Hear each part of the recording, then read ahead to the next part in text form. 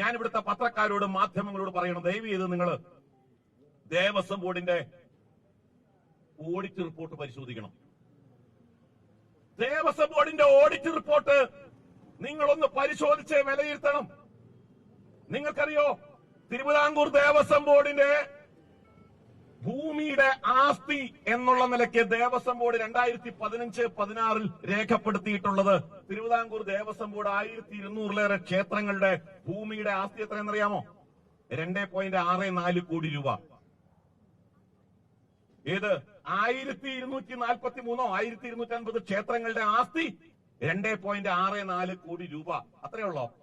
നമ്മുടെ ഈ കണ്ണംകുളങ്ങര ക്ഷേത്രത്തിന്റെ ഭൂമിയുടെ ആസ്തി വരുമല്ലോ 2.64 കോടി രൂപ. ഇതാണ് തിരുവിതാംകൂർ ദേവസ്വം ബോർഡ്. ഞാനൊരു ഉദാഹരണം പറഞ്ഞതാണ്.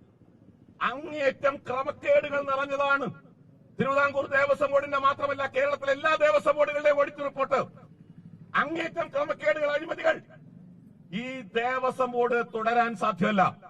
അതുകൊണ്ട് ഹിന്ദു ഐക്യവേദി വളരെ വ്യക്തമായി കേരള സർക്കാരിനോട് പറയാൻ ആഗ്രഹിക്കുന്നത്, ഈ ക്ഷേത്രങ്ങളെ സംരക്ഷിക്കാൻ 1949 ഉണ്ടാക്കിയ കവനന്റ് അനുസരിച്ച് തിരുവിതാംകൂറിലെയും കൊച്ചിയിലെയും രാജാക്കന്മാർ കേന്ദ്ര സർക്കാരുമായി ഉണ്ടാക്കിയിട്ടുള്ള ഉടമ്പടിയുടെ അടിസ്ഥാനത്തിൽ രൂപീകരിക്കപ്പെട്ടതാണ് Kerala Devaswom board, Thiruvithamkoor Devaswom board, Cochin Devaswom board. ആ ദേവസ്വം ബോർഡ് ക്ഷേത്രങ്ങളെ സംരക്ഷിക്കുകയല്ല ചെയ്തത്, ക്ഷേത്രങ്ങളെ കൊള്ളയടിക്കുകയാണ് ചെയ്തത്. ക്ഷേത്രങ്ങൾക്ക് നഷ്ടപ്പെട്ട 1 ഇഞ്ച് ഭൂമി തിരിച്ചുപിടിക്കാൻ, ക്ഷേത്രങ്ങൾക്ക് അന്യാധീനപ്പെട്ട 1 ഇഞ്ച് ഭൂമി തിരിച്ചുപിടിക്കാൻ നാളിതുവരെ ഒരു ദേവസ്വം ബോർഡിനും കഴിഞ്ഞിട്ടില്ല. മലബാർ ദേവസ്വം ബോർഡ് കേരള ഹൈക്കോടതിയിൽ കൊടുത്ത അഫിഡാവിറ്റിൽ പറഞ്ഞത് 25,000 ഏക്കർ ഭൂമി തങ്ങൾക്ക് നഷ്ടപ്പെട്ടിട്ടുണ്ടെന്നാണ്. 25,000 ഏക്കർ ഭൂമി നഷ്ടപ്പെട്ടത് തിരിച്ചുപിടിക്കാൻ 1 ഇഞ്ച് ഭൂമി തിരിച്ചുപിടിക്കാൻ മലബാർ ദേവസ്വം ബോർഡിനായിട്ടുണ്ടോ ഇതുവരെ? ക്ഷേത്രങ്ങളുടെ ഭൂമി അന്യാധീനപ്പെടുക. അതുകൊണ്ട് ഞങ്ങൾ വളരെ വ്യക്തമായിട്ട് പറയുന്നു, ശബരിമലയുടെ ഈ ഒരു വിഷയം ഹിന്ദു ഐക്യവേദി അത് തെരുവിൽ ഒരു പ്രക്ഷോഭമായിട്ട് നടത്താൻ തീരുമാനിച്ചിരിക്കുക. തിരുവിതാംകൂർ ദേവസ്വം ബോർഡ് പ്രസിഡന്റിന് കൈ കഴുകാനാവില്ല. തിരുവിതാംകൂർ ദേവസ്വം ബോർഡ് പ്രസിഡന്റിനെ വഴി നടക്കാൻ ഞങ്ങൾ അനുവദിക്കില്ല. ഇത് ഞങ്ങൾ പ്രഖ്യാപിക്കുക. തിരുവിതാംകൂർ ദേവസ്വം ബോർഡ് പ്രസിഡന്റ് രാജിവെച്ചു പോണം. ഒരു നിമിഷം ആ സ്ഥാനത്തിരിക്കാൻ സാധ്യമല്ല. ഇന്ന് ഞങ്ങൾ തിരുവിതാംകൂർ ദേവസ്വം ബോർഡ് ആസ്ഥാനത്ത് കയറി. ഇന്ന് ഹിന്ദു ഐക്യവേദിയുടെ പ്രവർത്തകര് തിരുവിതാംകൂർ ദേവസ്വം ബോർഡ് പ്രസിഡന്റിന്റെ ആസ്ഥാനത്ത് കയറി. ഇന്ന് വൈകുന്നേരം തിരുവിതാംകൂർ ദേവസ്വം ബോർഡ് പ്രസിഡന്റിന്റെ വീട്ടിലേക്ക് ഞങ്ങൾ വരിക.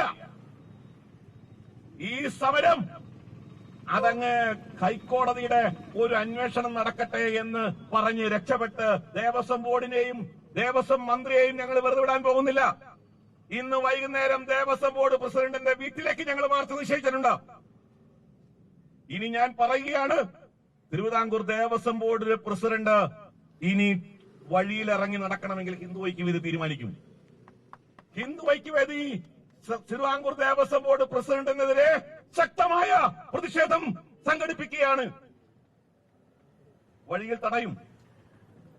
ശക്തമായ പ്രതിഷേധങ്ങൾ തിരുവിതാംകൂർ ദേവസ്വം ബോർഡിനെതിരെ സംഘടിപ്പിക്കാൻ ഹിന്ദു ഐക്യവേദി തീരുമാനിച്ചിരിക്കും. കാരണം തിരുവിതാംകൂർ ദേവസ്വം ബോർഡ് കാട്ടുകള്ളന്മാരുടെ സങ്കേതമായി മാറി.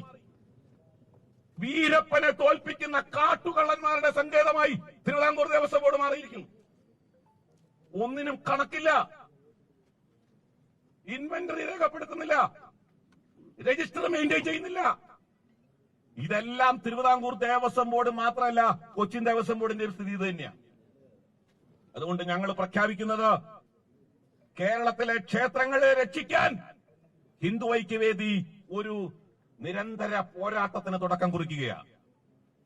ശബരിമല ഞങ്ങളെ സംബന്ധിച്ച് ജീവന്റെ ജീവനാ. ഞങ്ങളെ സംബന്ധിച്ചല്ല, ഭക്തജനങ്ങളെ മുഴുവൻ സംബന്ധിച്ചും ജീവന്റെ ജീവനായ ശബരിമലയെ സംരക്ഷിക്കാൻ ഭക്തന്മാർ അവരരയും തലയും മുറുക്കി രംഗത്ത് വരാൻ തീരുമാനിച്ചിരിക്കുക. അതുകൊണ്ട് ഇനിയുള്ള നാളുകൾ ഒരു അന്വേഷണ സംഘത്തെ നിയമിച്ചു. ഞങ്ങൾക്ക് ആ അന്വേഷണ സംഘത്തിലെ ചില ആൾക്കാരെ കുറിച്ച് സംശയമുണ്ട്, പരാതിയുണ്ട്. ഞങ്ങളത് ബഹുമാനപ്പെട്ട ഹൈക്കോടതിയുടെ മുമ്പാകെ കൊണ്ടുവരാൻ ആഗ്രഹിക്കുകയാണ്. ഈ അന്വേഷണ സംഘത്തിൽപ്പെട്ട 2 ഉദ്യോഗസ്ഥന്മാർ, ഒന്ന് CI ബൈജു, മറ്റൊന്ന് മറ്റൊരാളുകൊണ്ട് രണ്ടുപേരുണ്ടല്ലോ. ആ രണ്ട് പോലീസ് ഉദ്യോഗസ്ഥന്മാര്, ഈ രണ്ട് പോലീസ് ഉദ്യോഗസ്ഥന്മാര് മുൻപ് തിരുവിതാംകൂർ ദേവസ്വം ബോർഡിന്റെ വിജിലൻസ് ഓഫീസർമാരായിട്ടിരുന്നവരാ.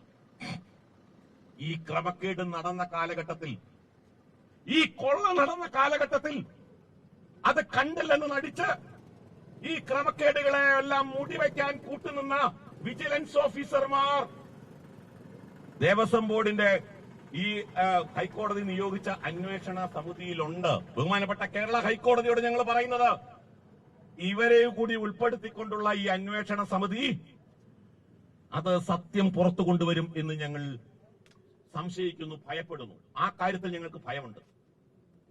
മുഴുവൻ സത്യവും പുറത്തു കൊണ്ടുവരും എന്നുള്ള കാര്യത്തിൽ ഞങ്ങൾക്ക് ഭയമുണ്ട്. കാരണം സംശയ സാഹചര്യമുള്ള രണ്ട് പോലീസ് ഉദ്യോഗസ്ഥർ ഈ ടീമിലുണ്ട് എന്നുള്ളത് ഞങ്ങൾക്ക് വെങ്കടേഷിനെ കുറിച്ച് പരാതിയില്ല. പക്ഷേ ആ സംഘത്തിലുള്ള രണ്ട് ഉദ്യോഗസ്ഥന്മാർ, അവരെ സംബന്ധിച്ച് അവര് മുൻപ് ദേവസ്വം ബോർഡിൽ ജോലി ചെയ്ത വിജിലൻസ് ഓഫീസർമാരാണ്.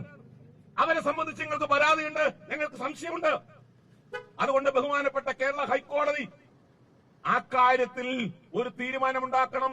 വിശ്വാസികളുടെ വിശ്വാസം ആ കാര്യത്തിൽ അവർക്ക് ആശങ്കയുണ്ട്. കേരള ഹൈക്കോടതി അതിലൊരു തീരുമാനം ഉണ്ടാക്കുമെന്ന് ഞങ്ങൾ പ്രതീക്ഷിക്കുക.